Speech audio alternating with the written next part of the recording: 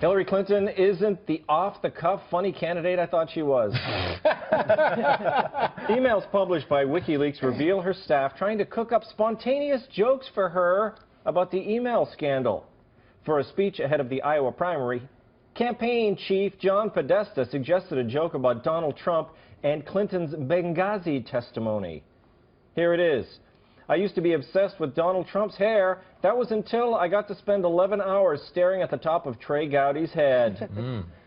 A PR consultant replied, just wonder if that undercuts our statesmanship point too much. Podesta said, I don't think so. Another staffer replied, that's because you love your own joke.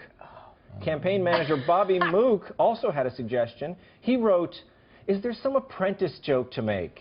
I never saw the show. I'm also the worst person to generate jokes. Great input, Robbie. The leaked emails also reveal what Hillary was worried about during the primary season, seeming too scripted and stiff. So in some talking points for speeches, she had to be told when to smile. Does that surprise you, Dan Bova, that she had to be instructed when to smile? No, but I thought there was like a control panel in the back of her that you could just plug that in. Oh, I've seen that website. Yes, with the wire going down the I've seen it. Yeah, we all know. But I mean, come on, Tom. What? It says all kinds of things in your teleprompter. Smile, don't spit on the guests. You have all kinds of instructions up there. That's just to keep me at my best. Well, yeah, but I mean, the truth is, all politicians have these kinds of things. Winston Churchill used to type lots of spaces to remind himself to pause before he really, like, punched it in. So I think this is ridiculous. Wow, interesting. Spaces, that is But hold on, he was doing that himself. Like, she's actually being prodded and prepped to do that because she is in one of those situations where socially the engine's running but there's nobody behind the wheel. You know what I mean? Like, and I don't even think that these emails, sorry to jump in, by the way. No, I wanted you to jump in. I needed to turn this into anti-Hillary. He was acting like it was no big deal.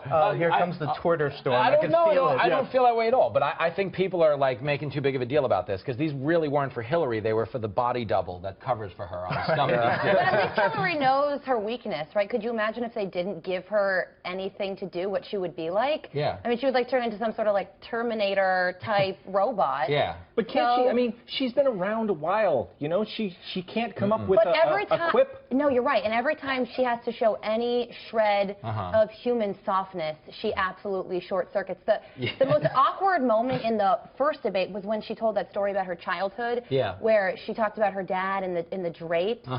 And it was just this moment that just left people wanting more. Well, so say what you want. I mean, the woman can't deliver a line, poor thing. Yeah, no, it's bad. But say what you want about Donald Trump, but at least he has the confidence to be himself. The confidence to be himself. That's what it's all about, isn't it? The confidence of a guy who was raised by a Jewish mother.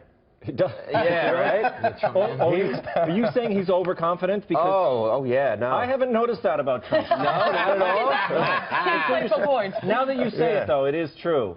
Chris Scopo, welcome to the show. And Thank you know, they had to remind, they went back and forth in the email about Benghazi. She wanted to know what was the level of outrage that was appropriate. And they had a discussion about that.